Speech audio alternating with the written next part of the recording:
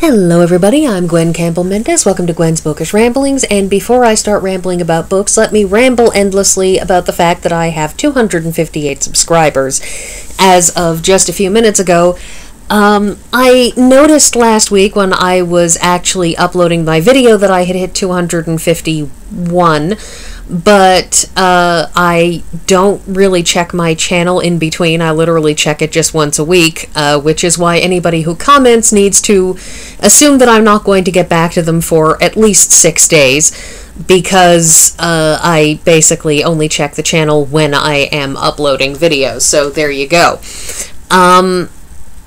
But the fact that I have 250,000 subscribers is a little bit stunning to me, because I never expected to get even this many. Even subtracting the 3 people that I know in real life who have signed up for this, you know, other than those, I believe it's only 3 people. I haven't triple checked. But other than those people, I don't know any of you, and that makes it all the more magnificently perplexing that there are 255 people out there who are not doing this out of a fine-tuned sense of obligation because we're friends, but are doing this because you actually think that something I have to say is in some way valuable. So, Raslin's Pink Spotted Underpants with the Criff is pretty much where my head is right now. If you don't actually understand what any of that means, you should probably drop me a comment, or if you are one of my personal friends, drop me an email and I can explain that, but, I sort of, to an extent. But, this is fantastic to me, and I mean that in both the modern sense of really, really great and in the somewhat archaic sense of fantastical, mildly unbelievable, passing strange. So, you will also notice that in spite of the fact that my time limit is 15 minutes, I have taken now 2.5 minutes to go on about this, which, other than the fact that, you know, wow, there are 255 people who have absolutely no reason to be signed up for this beyond that they actually think that this is somehow worthwhile.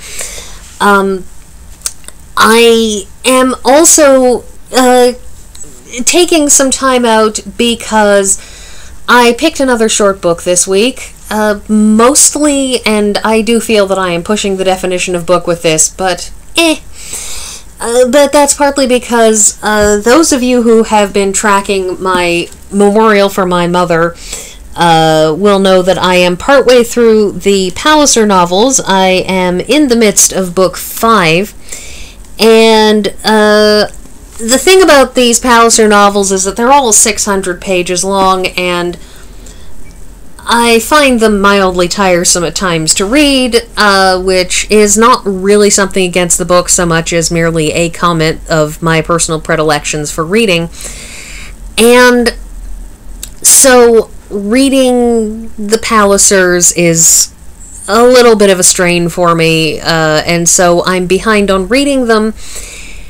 And as such, I have decided to go with something short, because then not only can I, you know, not lose too much time to a full-bore novel. Man, I keep meaning to get around to rereading that Jansen, which is big.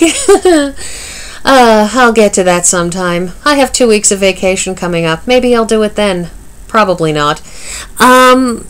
But, also, of course, I happen to still adore the Frevisse books, which is why we're doing another short story.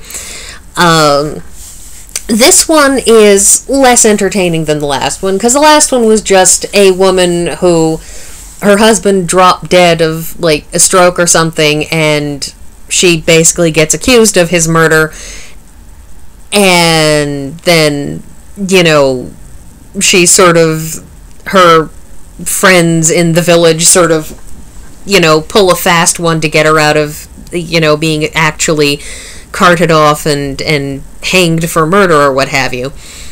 The Midwife's Tale, however, is, I suppose you could call it darker. Because in this story, a woman's husband dies, and it's kind of an ugly murder in the way it happened, in particular because this is a man who is completely inoffensive. He has never done anything to anyone that anyone could remotely think of as something that would be upsetting. To give away the answer, the man's wife is actually the one who murdered him, in a way that is very much, he never did anything and I finally lost my temper because why won't you do anything? Why do I have to push you? It's kind of thwarted ambition. In a way, it's almost that this is a woman who would have been so much better off in a time when women could have their own ambitions, because she can't go out into the world and make her own way. She has to make her husband do things in order to push them forward, and her husband is, lazy and perfectly happy with what he has, and so it finally drives her around the twist. It's not exactly a motive for murder that is, shall we say, comforting. This is a really, really upsetting murder in its way because none of her motives are, this isn't I was driven to it. It was, you let your ambition drive you to it. But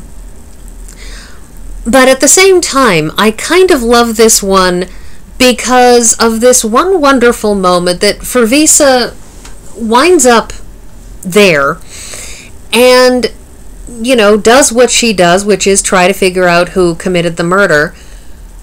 And she goes and stands beside the back gate, and she sees that there is a spider spinning a web in the back gate.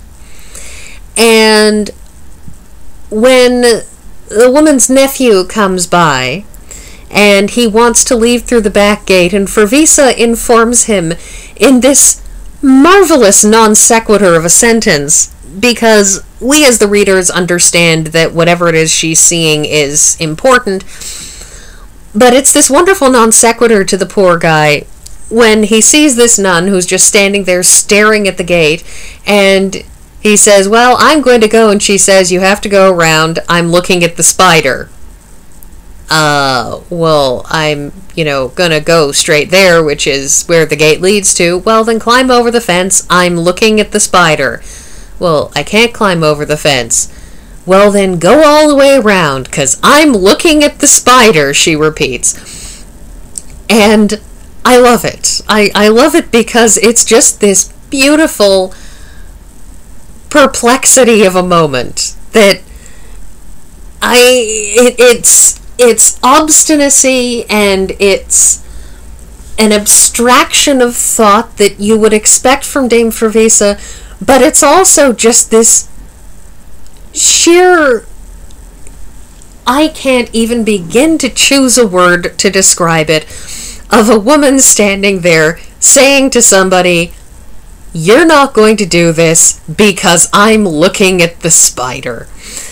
I mean, I don't think anyone would ever know how to react to that, ever. This is also a really, really lovely book in that, and now the reason I'm calling this a book, by the by, because I said before that I consider this stretching the point, because this is a short story. This is a 20-odd page short story, like the last one. Was most likely published independently, either on the internet or in a magazine. I haven't triple checked. This dates back to 1995, by the by. And the thing about a 20-odd page short story is those are almost never published independently of things. They're not individual books, but this has been published as an ebook. This has been put out as a single standalone item in my local public library's collection of ebooks, and as such, it is a book. It is a very short book. It's an ebook, but it is a book. So I am calling it a book. And that's how I am getting this to fall under the auspices of the fact that what I do here is talk about books. I feel this is very much pushing the boundaries, but I am nonetheless going to push those boundaries because I can. So, what we have here is, to get back to it, is a very interesting thing in this, which is that Frevisse is a nun, and obviously being a nun, a woman, in the medieval period. Now, the thing about being a nun is you have sworn a vow of, chastity and poverty, but also obedience. That is, you are to be obedient to the laws by which the church is governed, by which you are governed by the church. You are obedient to your prioress. You are obedient to the priests who are of higher rank than you in the church. You are obedient, obviously, to bishops, and so on and so forth. Frevisse is also a woman in a extremely patriarchal world, and anyone who wants to talk about patriarchy in the early 2000s needs to remember exactly how much more patriarchal things would have been back in the Middle Ages. The point is that there are a lot of people and places and times at which Frevisse cannot exercise her judgment, cannot exercise her free will, cannot effectively take control. And so it's something that happens a lot in these books, whether it be a bishop who orders her to solve a mystery or constrains her from solving it, or upon her solving it from her getting something brought to justice, whether it is a man of extreme wealth or power or both who orders her to do or not do something, whether it is her prioress telling her, you have to go here, you have to do this.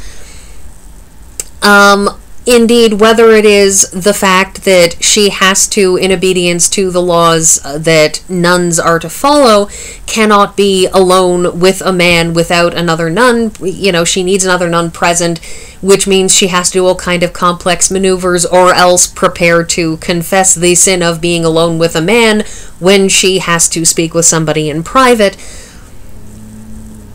Frevisse very rarely is able to go in full bore and just do what she believes to be right and to do what she wants.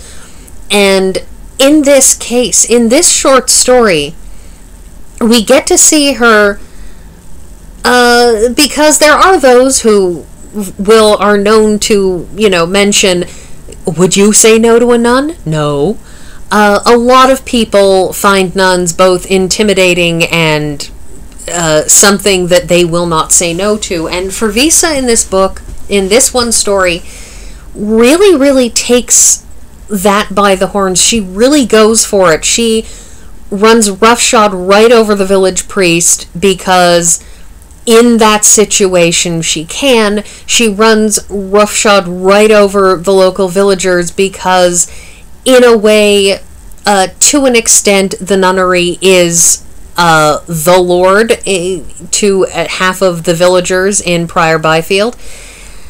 And getting to see her just go right ahead and say what she wants and do what she wants is a real rarity in the series, and it's kind of a pleasure to see in this one short story, to see her really roll with what power her position does give her. So there's that. But my favorite thing in this, Forever and I, is just gonna be I'm looking at the spider, because I love the non sequitur there. So that's all I have to say, and thank you once again, all those who have subscribed, and I will see you all next week.